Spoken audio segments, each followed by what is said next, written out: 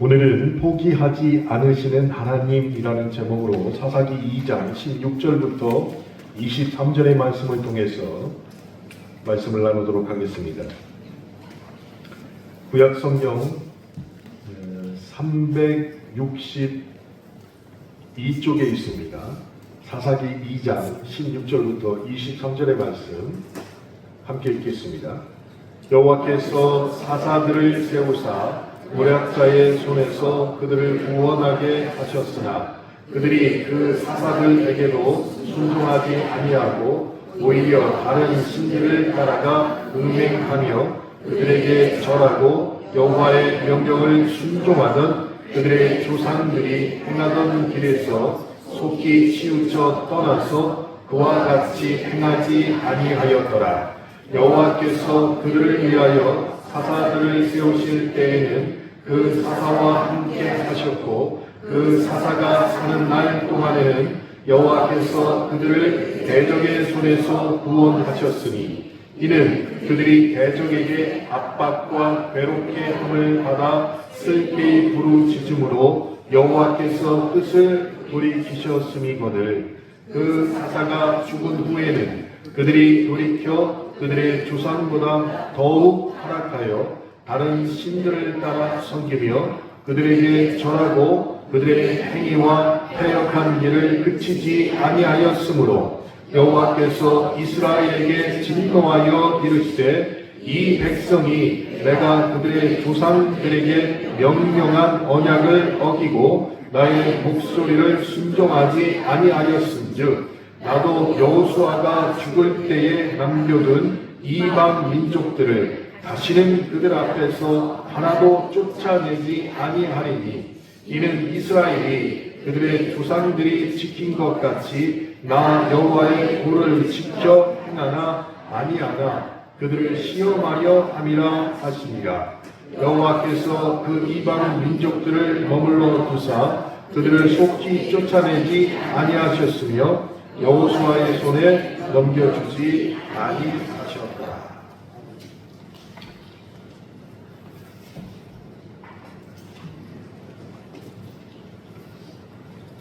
요즘에 제가 포기하지 못하는 것들이 하나둘씩 늘어나고 있습니다. 그 중에 하나가 린스입니다. 저는 대부분의 시간에 머리를 참 짧게 깎고 다녔습니다. 그래서 린스의 소중함을 몰랐어요. 샴푸만 감으면 됐지. 그런데 파마를 하고 머리를 기르다 보니까 린스를 쓰지 않으면 빗질이 잘 되지 않아요. 처음으로 다이소에서 저도 개인용 빗을 샀습니다. 그런데 린스를 쓰면 너무너무 머리가 잘 넘어가는 거예요. 그래서 제가 내가 58년을 살면서 왜 이 좋은 린스를 사용하지 않았을까? 이런 생각이 들었고 이렇게 좋은 것을 지들만 써? 라는 생각이 들었어요. 우리 가족들에게.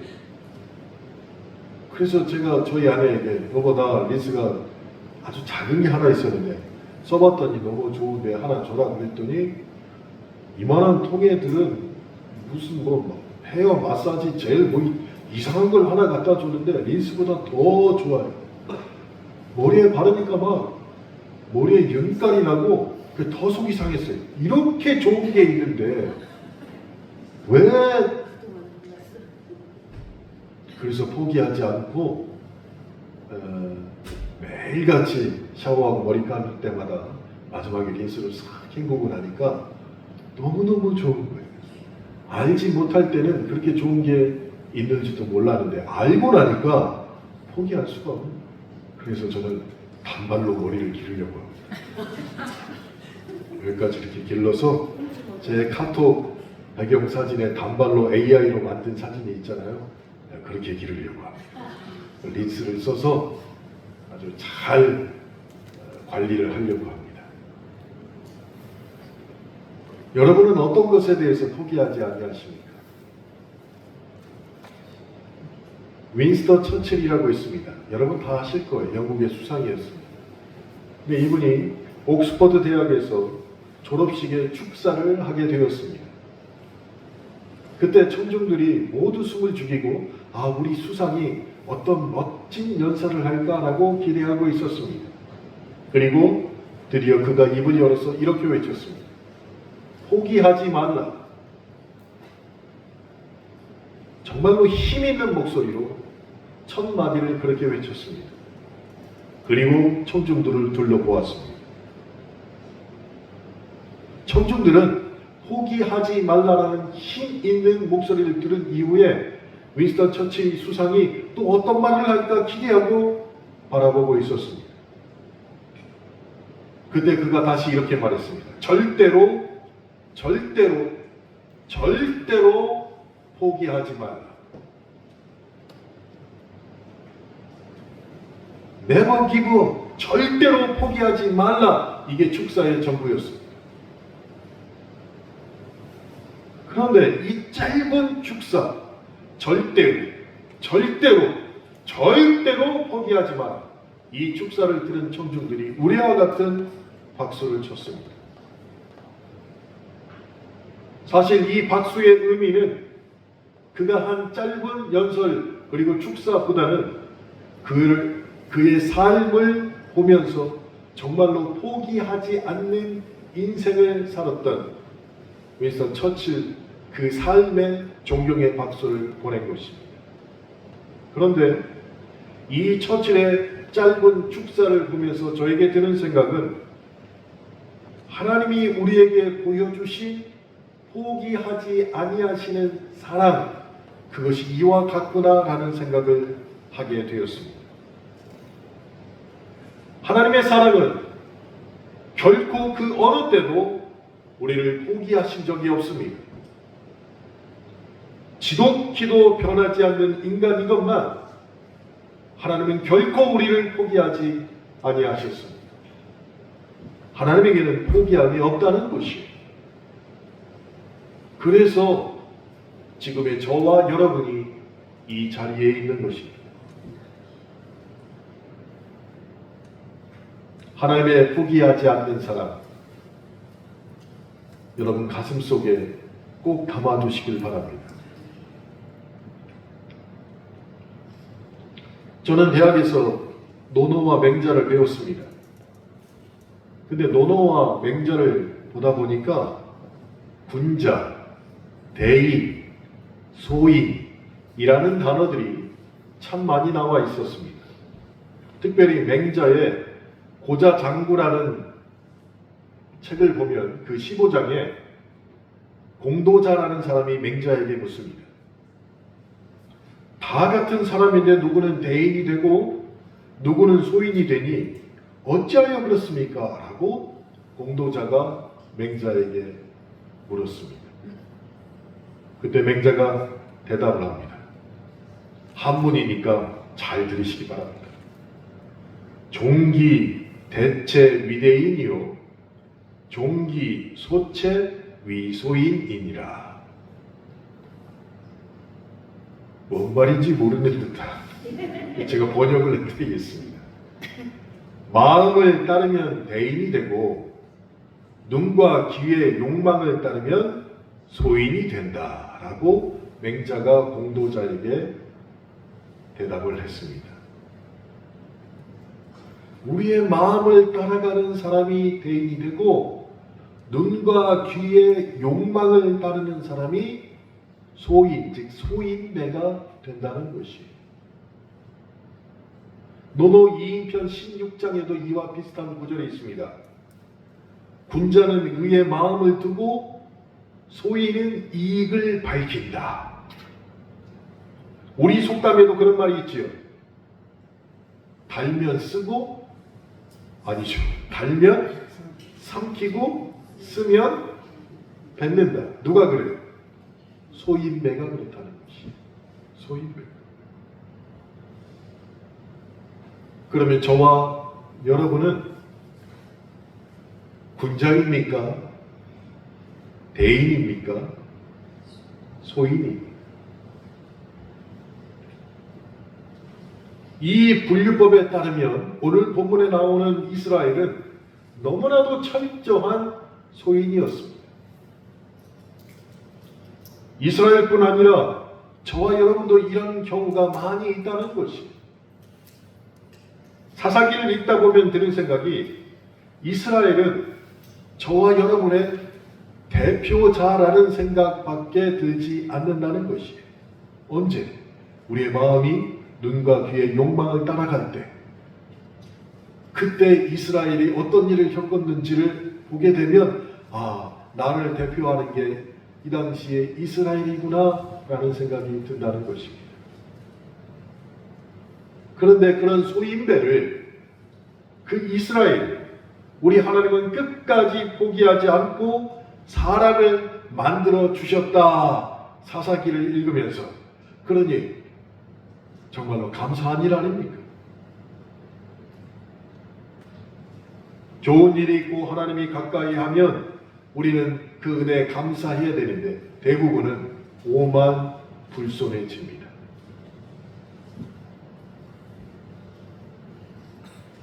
믿음의 경륜이 오래되고 잘 믿는 것 같다라고 여겨지는 사람들이 빠지는 유혹이 바로 이 오만 불손이에요. 그리고 하늘 높은 줄 모릅니다. 그런데 그 반대의 경우도 있지요. 하나님이 이래서는 안 되겠다 하여서 조금 거리를 두시면 금세 하나님을 원망합니다. 그리고 하나님의 말씀보다는 눈에 보이는, 귀에 들리는 우상과 성공을 쫓는다는 것이에요. 그게 이 당시의 이스라엘 백성이었고, 이 이스라엘 백성들이 소인이 되는 증거가 되는 것이에요. 그런 일이 계속 반복되면서 타락하여서 번영의 신을 쫓던 이스라엘은 자기 스스로 만든 죄악의 쓴 열매를 스스로 거두게 되는 역사가 반복되었습니다. 그때 이스라엘은 쓴 열매를 거둔 이후에 하나님께 울며 부르짖게 되었습니다. 그래서 하나님께서 사사를 그들에게 보내주시게 된 것입니다. 다음 주에는 이스라엘의 첫 번째 사사에 대한 운니엘에 대해서 말씀을 드릴 텐데, 사사를 보내기 시작하셨던 것이에요. 그런데 그것도 잠시였습니다. 숨을 좀 쉴 것 같은 환경이 되면, 혹은 사사가 죽게 되면, 이스라엘은 또 언제 그랬냐는 듯이 하나님을 떠나서 우상과 번영의 신을 쫓게 됩니다. 그 내용이 오늘 본문 18절과 19절의 말씀이에요. 여호와께서 그들을 위하여 사사들을 세우실 때에는 그 사사와 함께 하셨고, 그 사사가 사는 날 동안에는 여호와께서 그들을 대적의 손에서 구원하셨으니, 이는 그들이 대적에게 압박과 괴롭게 함을 받아 슬피 부르짖음으로 여호와께서 뜻을 돌이키셨음이거늘, 그 사사가 죽은 후에는 그들이 돌이켜 그들이 조상보다 더욱 타락하여 다른 신들을 따라 섬기며 그들에게 절하고 그들의 행위와 패역한 길을 그치지 아니하였으므로, 18절과 19절의 말씀이에요. 사사기는 정말로 지겹도록 이 패턴이 계속 반복이 됩니다. 그런데 비단 사사기뿐만 아니라 우리의 삶이 그렇다는 것이에요. 여기에서 우리는 교훈을 얻어야 됩니다. 우리의 삶. 우리의 삶에서 만약 일이 잘 되면 당연히 감사하지요. 왜 이렇게 성공을 주시는가에 대한 하나님의 뜻과 책임을 묻지 않고 그냥 감사만 합니다. 하나님 감사합니다. 하나님 감사합니다. 근데 이것이 우리에게 시험으로 다가올 때가 있어요. 일이 잘 되면 자신이 잘나서 그런 줄 알고 쉽게 교만해진다는 것이에요. 일이 잘 안 되면 겸손하게 고개 숙이고 자신을 돌아봐야 되는데 이내 원망하고 불평하는 인생이 된다는 것이에요. 이런 소인배 같은 이스라엘의 상황, 자신들의 죄로 인해서 고통이 계속 반복되는 상황, 지겹도록 반복이 됩니다. 그래서 하나님께서 결단을 내리십니다. 이방 족속들이 이스라엘을 공격하게 만드셨어요.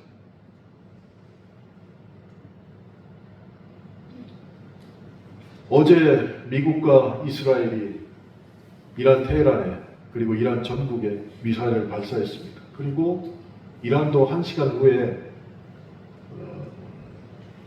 미사일과 드론으로 미군 중동 기지와 이스라엘의 공격을 시작했고, 여러 중동 국가들이 이번 전쟁에 참여한다고 말을 했어요. 그때 우리 마음에 어떤 마음이 들까요? 하나님, 전쟁을 그쳐 주시옵소서라는 마음이 드는데 저도 참 못된 사람이라는 걸 어제 깨달았습니다. 왜냐하면 11월 1일부터 9박 10일 동안 저희 중부지방에서 이스라엘에 가려고 계약까지 다 끝낸 상황이에요. 전쟁이 터졌잖아요. 근데 저는 못 가요. 아니, 가는 사람은 300만 원씩 지원해 주는데 저는 못 가니까 배가 아플 거야. 근데 전쟁이 났다니까 왜 이렇게 고소해?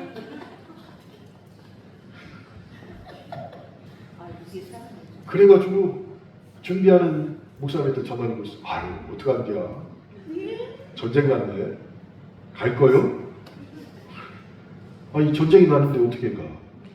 금방 해결된 전쟁도 아니고. 작년 4월 달에 수원 지방에서 이스라엘에 갔어요. 가고 도착하자마자 4시간 후에 헤즈볼라하고 전쟁이 일어난 거예요. 이스라엘 도착하자마자 4시간 후에. 그래가지고 요르단으로 빠져가지고 바로 돌아왔어요. 그렇게 되면 어떡한데? 그래서 가요? 그랬더니 가기나 내가 오히려 나한테 승리를 내고. 나는 가지도 않는데 왜? 그랬더니 거기 가겠다고 신청한 31명들이 지금 아주 막 어떻게 될지 몰라서 불안해하고 있는 거예요. 그러니 돌이켜나서 전화를 끊고 난 다음에 나도 참 못됐다. 내가 못 가니까 너도 가지 말아라는 신고가 나한테도 있는 거예요. 그래서 다시 문자를 보냈습니다. 기도할 테니까 아무리 미사일이 왔다 갔다 해도 꼭 다녀오세요.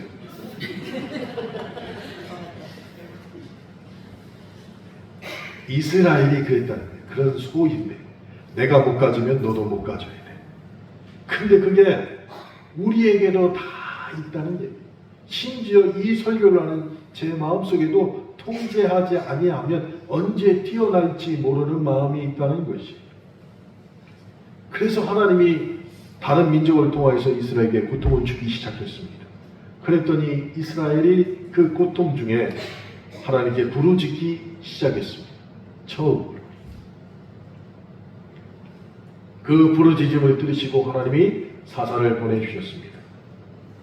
그래서 초기의 사사는 하나님께서 세우신 사람들이 있는데 군사적으로 정치적으로 이스라엘의 그 도탄에 빠진 사람들을 구원해내는 역할을 담당한 사람들이었습니다.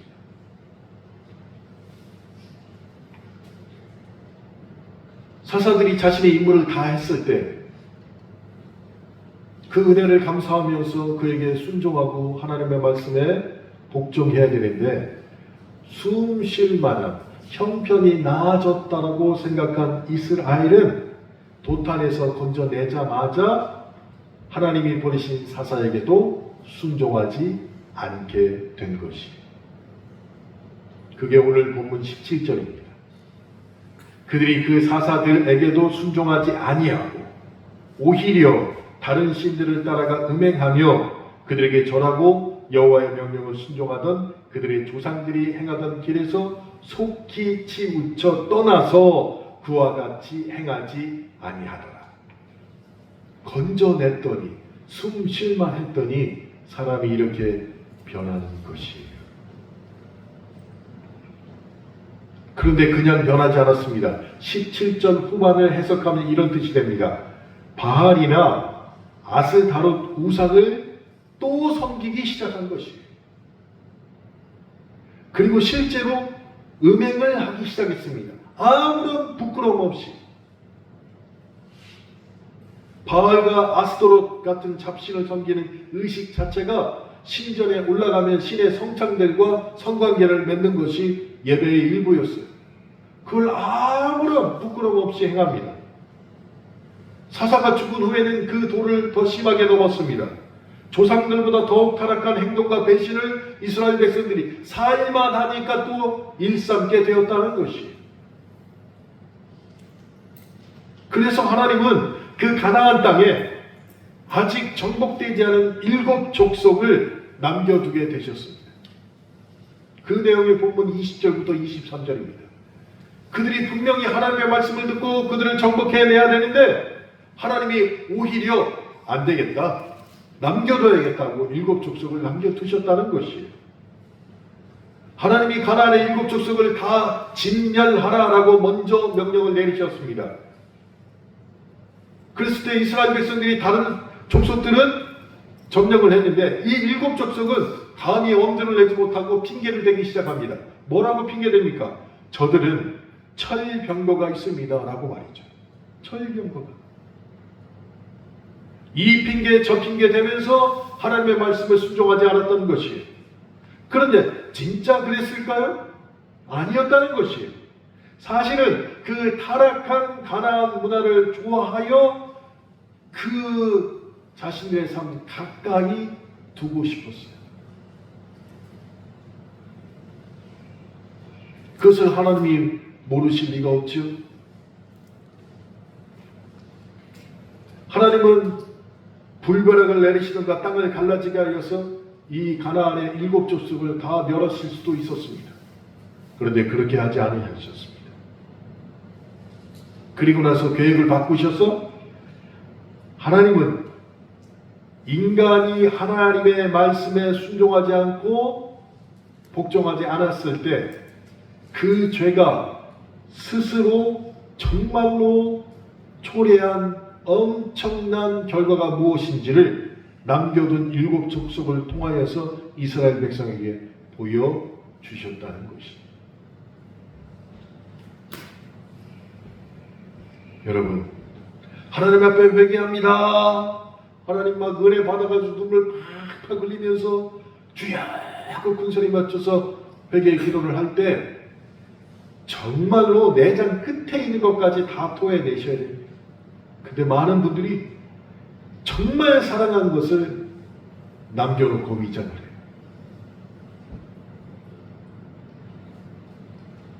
성경도 지금 그것을 말하는 것이에요. 하나님께 부르짖으며 하나님 우리를 이 고난에서 건져 주시옵소서, 하나님 저희가 잘못했습니다 라고 했을 때 사사를 보내서 그들을 건져내셨는데 정말로 좋아하는 음행은 숨겨놨던 것이. 성경은 음행이라고 말하고 있습니다. 그럼 여러분 숨겨놓는 것은 도대체 무엇입니까?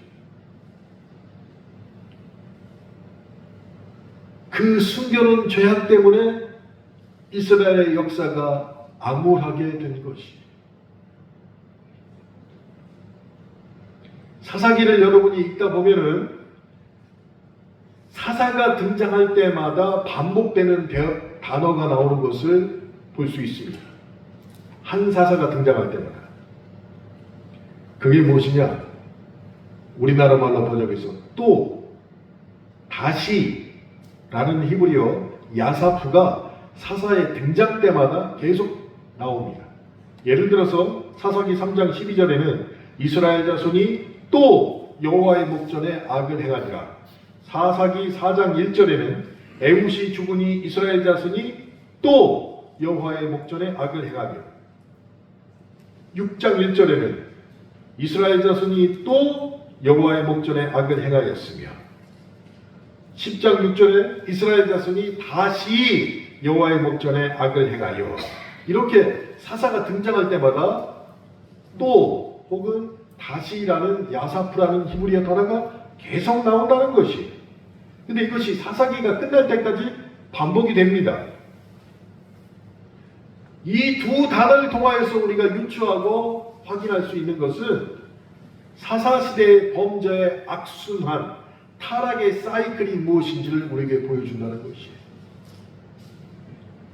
하나님을 떠났다 죄를 짓고 부르짖고 회개하여 돌아왔습니다. 그럼 그것으로 막을 내려야 되는데 다시 돌아가는 것입니다. 계속 돌아갑니다. 계속 돌아가요.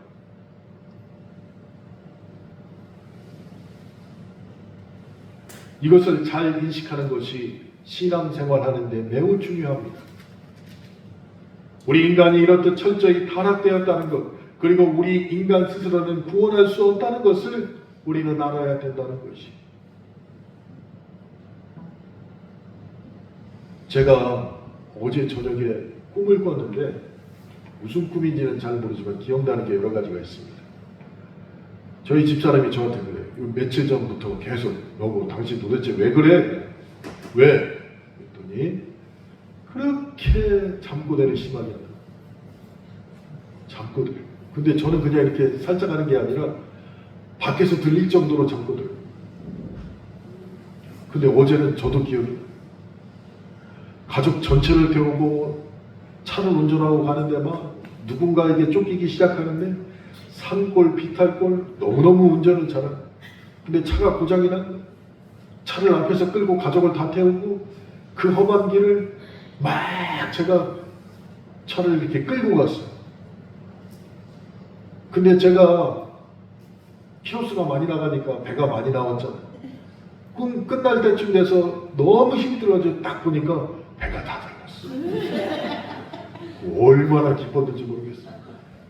그 내가 이제 배가 다 들어갔구나. 막 식스팩 있을 정도로 막 얼마나 힘을 줬던지. 그 기쁨에 딱 깼더니 배가 그대로. 근데 등이 얼마나 아픈지.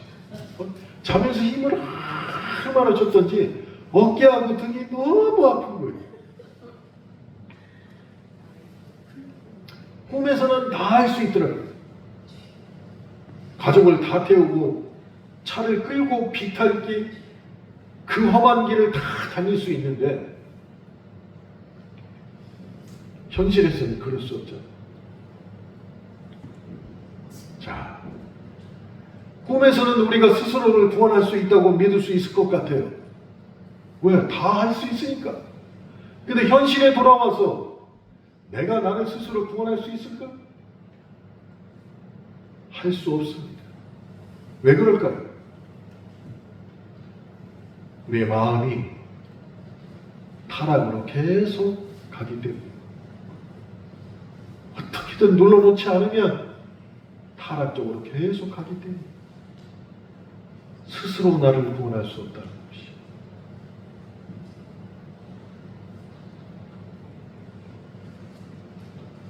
최근까지만 해도 현대사회를 포스트 모던 시대라고 많이 불렀습니다.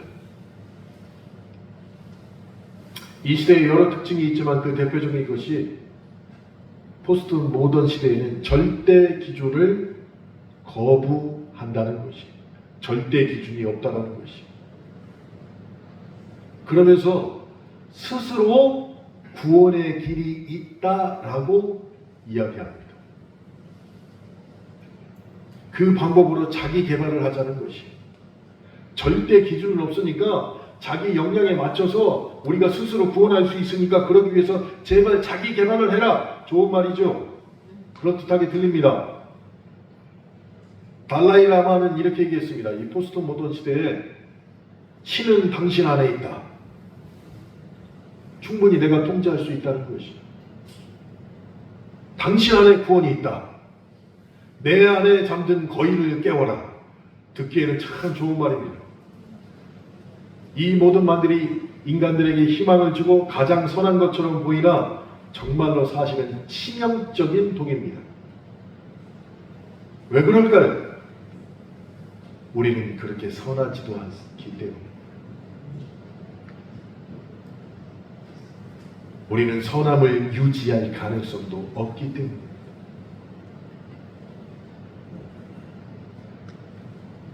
이스라엘이 테헤란에다가 미사일을 쐈는데 이란에서 어떻게 발표했냐면 초등학교에 떨어져서 40명의 아이들이 죽었다는 것이.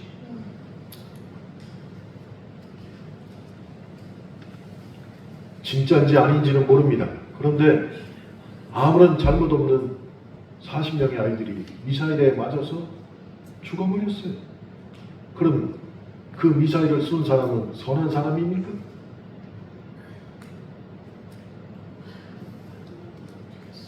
선에 대한 기준을 우리는 말할 수도 없다는 것이에요. 오직 하나님에게 달려있는 것입니다. 내 안에 잠든 거인을 깨우면 항상 좋은 방향으로 나갑니까?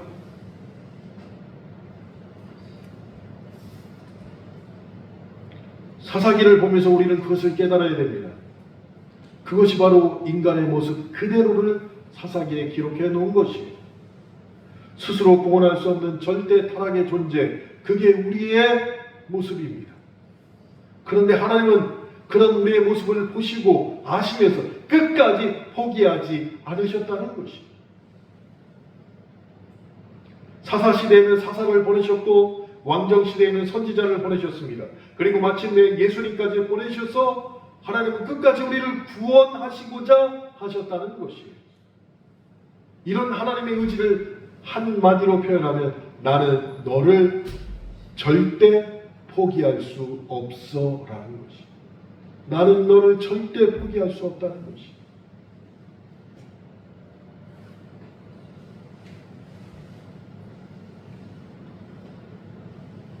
설교 서두에 제가 윈스턴 처칠에 대해서 말씀을 드렸습니다. 이 사람요, 팔싹둥이 조산하였습니다. 태어날 때부터 말 더듬이었습니다. 학습 장애로 인해서 학교에서는 늘 꼴찌를 했습니다. 그런데 체격은 참 컸어요. 그리고 호탕한 성격이었습니다. 그것이 좋은 쪽으로 사람들에게 인식된 게 아니라 체격이고 호방하니까 건방지고 교만하다는 오해를 받았습니다. 그리고 어린 적 별명이 오리궁뎅이였습니다. 왜 오리궁뎅이였냐? 뚱뚱하고 둔해서 오리궁뎅이라고 불렀던 것이. 초등학교 다닐 때 아이들에게 하도 놀림을 받으니까 쉬는 시간만 되면 숲으로 도망갔다가 수업 시간에 늦어서 매번 선생님에게 혼났습니다. 그리고 초등학교 졸업 학적부에는 윈스턴 처칠에 대해서 담임 선생님이 이렇게 썼어요. 희망이 없는 아이다. 여러분 자식이 학교에 갔는데 학적부에다가 이 학생은 희망이 없는 아이입니다 라고 쓰면 가만히 두겠어요?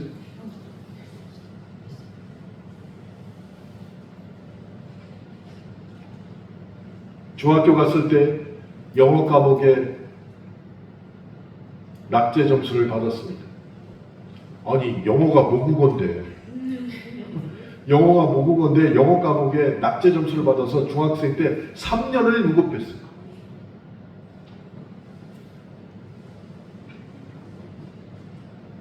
그래서 아무리 열심히 공부를 해도 그 기록이 남아 있어서 영국에서 제일 좋은 케임브리지 대학이나 옥스퍼드 대학에는 갈 수가 없었어요.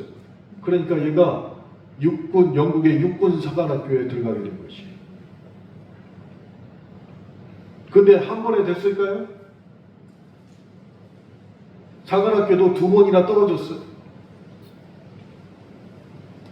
왜 떨어졌을까요? 둔한 몸 때문에.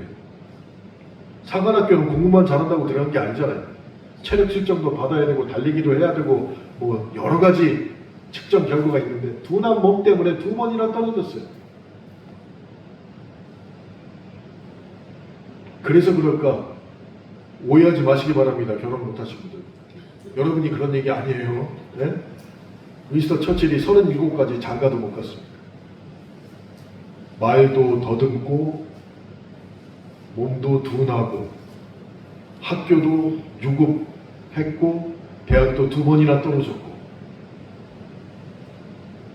그래도 너 좀 장가 좀 가라 그래서 만나는 교제하는 여자에게 프로포즈를 했더니 모든 여자들이 다 거절을 했습니다. 그래서 에이씨 이렇게 된 바 정치인이나 해야겠다. 그래서 정치를 하겠다고 나서서 선거를 치르는데 낙선했습니다. 아유, 정치도 내 길이 아닌가 보다. 그럼 기자 생활을 해야겠다. 그래서 조그마한 회사에 들어가서 이름도 없는 기자를 하게 되었습니다. 그러다가 운 좋게 정치인이 되었어요. 그래서 노동당에서 21년 동안 의정 생활을 하면서 사회개혁을 주도하는 말 더듬이 의원이 되었어요. 당적을 보수당으로 바꿨습니다. 그리고 나서 다시 선거에 나갔습니다. 또 떨어졌어요.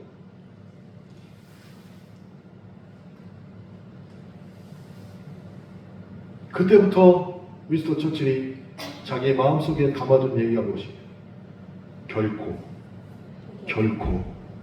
결코 포기하지 말자.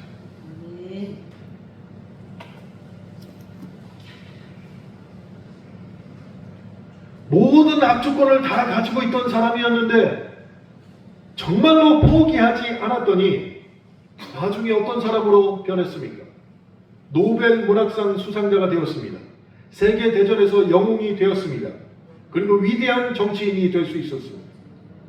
언제 가장 낙심할 때 결코 포기하지 않았다.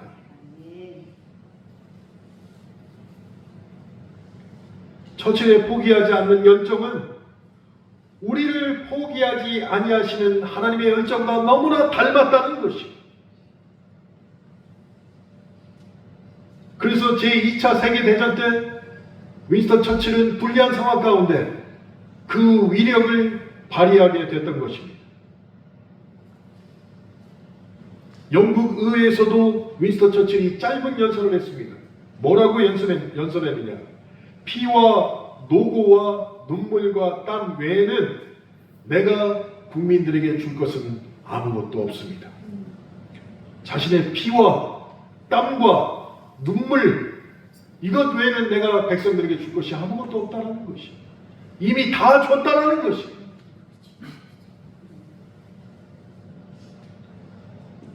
윈스턴 처칠이 의회에서 한 이 연설은 너무나도 원초적인 말로 되어 있습니다. 세상에서 가장 소중한 매우 짧은 말이었어요. 피, 노고, 눈물, 땀. 그래서 여기에 영감을 받아서 BTS가 피땀 눈물, 그 명곡이 나온 것 아니겠습니까? BTS의 노래 피땀 눈물. 이게 뭔 소리요? 라고 지금 쳐다보시지만 이거 모르면 애들하고 대화가 안 돼요. 오늘 가셔서 야, 피땀 눈물이 어디서 나온 줄 아니? 윈스턴 처칠이 영국 의회에서 그 의회에서 연설할 때 피와 눈물과 땀과, 에? 그래서 거기서 BTS가 나온 거예요. 제 생각입니다. 그런데 중요한 게 무엇이냐? 사람에게 가장 감동을 주는 것은 이런 원초적인 말이라는 것이에요. 차돌에 기름 발라놓은 듯한 수려한 말들이 우리 주변에 참 많이 있습니다. 그런데 정말 원초적인 말. 내가 너를 위하여 피를 흘립니다. 내가 너를 위하여 땀을 흘립니다. 내가 너를 위하여 눈물을 흘립니다. 이 말들이 우리에게 감동을 주는 것이에요. 다시 한번 말씀드립니다. 차돌에 기름 발라 놓은 듯한 수려한 말들은 시간이 지나면 그 허위성이 반드시 드러납니다. 그러나 원초적인 말들은 그 진심이 드러나는 것이에요. 하나님이 우리에게 주신 말씀들은 더욱 그러합니다. 하나님의 은혜로 죄사함받고 하나님의 은혜로 자녀가 되었으며 그 사랑의 응답으로 주님 나라를 위한 피와 땀과 눈물을 이제 우리가 하나님께 돌려드려야 한다는 것이에요. 그러므로 오늘 설교를 여러분이 다 기억하지 못하셔도 괜찮습니다. 그러나 반드시 기억하기를 바라는 것은 이것입니다. 하나님 나라에서 나는 소인배로 살았는지 아니면 군자처럼 살고 있는지 나의 피와 땀과 눈물로 돌아보시라는 것이.